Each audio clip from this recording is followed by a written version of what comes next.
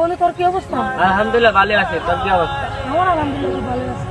রোহান সাব্বিরা তারিখটা দিই না, যেন কই গেছে নিতেন লোক ছিল লাভ নাই কোনো। যদি কছি তা আমরা বোন বান্ধব কাজে বাদ দিলাম ভাই। আচ্ছা মামা তুই যেহেতু কইছ একটা পরীক্ষা করে দেখি। আচ্ছা দেখ মামা এরকম করে দেখি। এই সময় আমার কেরা ফোন দিল রে, যদি দেওয়া মানে রোহান ফোন দিচ্ছে। আচ্ছা ফোনটা ধরি।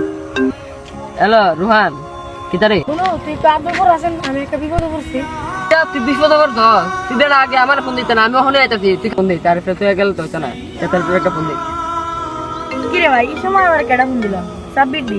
হ্যালো বন্ধু সাব্বির, কি সমস্যা রে ভাই? আরে তারে তুই রোহান অ্যাক্সিডেন্ট করছে, তুই কই রে? আমি আব্দুলপুর যাইতেছি, তুই তাড়াতাড়ি আ। কি কর বন্ধু, সে অ্যাক্সিডেন্ট করছে, তুই তাড়াতাড়ি আব্দুলপুর যা, আমি ওখানে আইতাছি। তো এক হাত তখন না দেখো